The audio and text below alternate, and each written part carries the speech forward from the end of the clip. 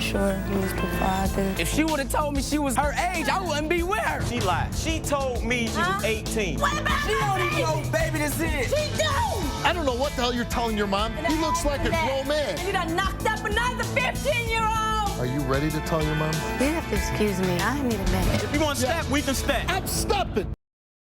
And who's this for? DC hotspots. Oh, DC hotspots. You're like, I have no idea what that is, but I'll pretend. No, I used to go to all the DC hotspots when I was a young Marine here. Well, it's I used to go to the different. library. Is the library still here? I don't know. Is it? That's a DC hotspot. Used But to it's be. different. This is Oh, the what's name of that the strip show. club? It was called the Lion's Den or something. Don't they still have that? Yeah. Check. All right. What's DC up, Steve? hotspots. Yeah. All right. So I have some questions. Cool? Sure. All right. So you went from being a Marine to bouncing on the Jerry Springer show? No, I went from being in the Marines to being a Chicago policeman. Okay. So how did you end up on the Jerry Springer show? The Springer Show needed some policemen because they were doing a Ku Klux Klan show. So they were remember that. right. So they wanted some off-duty police officers to be in the audience. I happened to be one.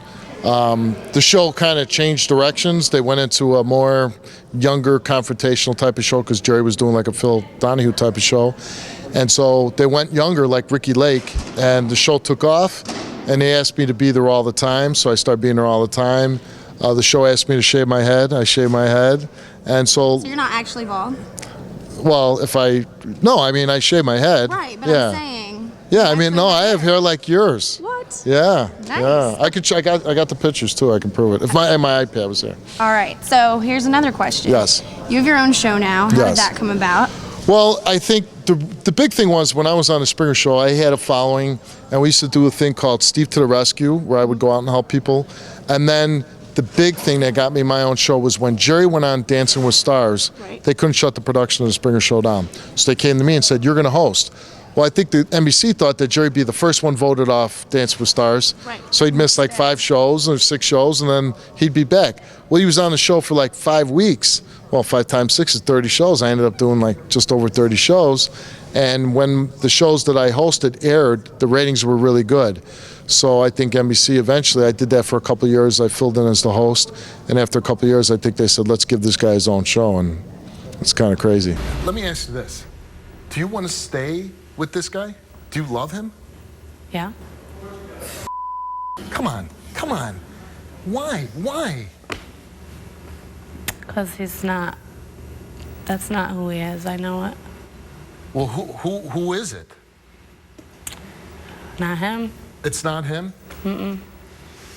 I honestly, that's him standing right there smirking. He showed no shame, no embarrassment. He says he enjoys. Just acting that way. Is he acting when he's hitting you, beating you? No. Come on. You don't want more for yourself? Yeah, I do. Well then, why would you tolerate this from anybody?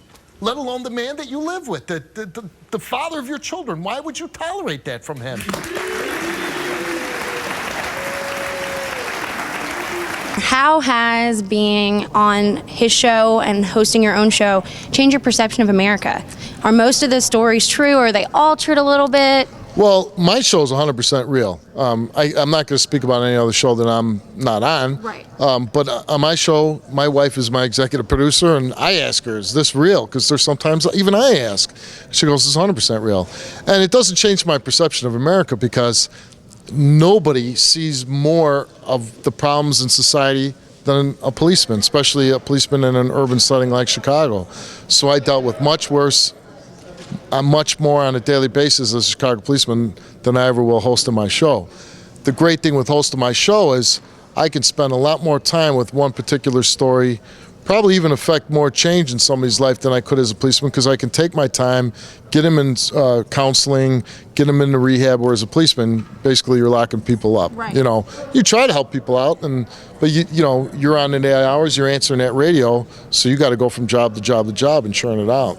Gotcha. So here's another question, and this is for my own personal benefit. I don't know if anybody will actually know what I'm talking about other than you. Okay. What's his name?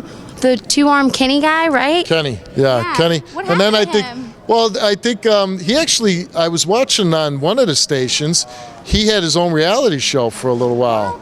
Yeah, and So wait, so for those of you that don't know, Kenny is basically a torso. Kenny was born without any bottom half of his body, basically from his torso up, and he walks around on his arms. Very limber guy, very super strong guy.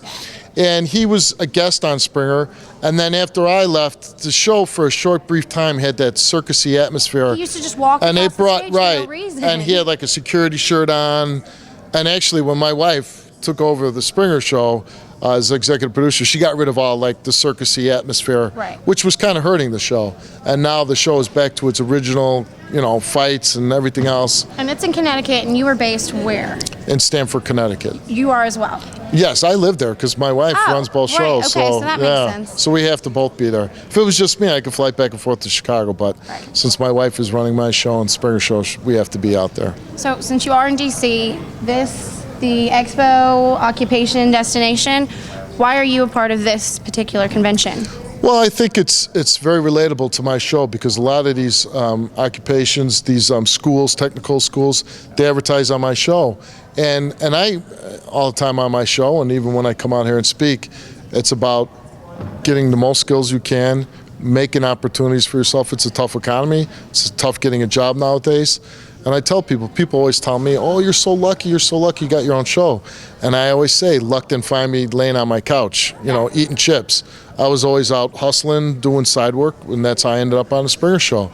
And that's what people now more than ever have to do. You have to get out there, you have to meet people and try to acquire skills that are going to help you land a job.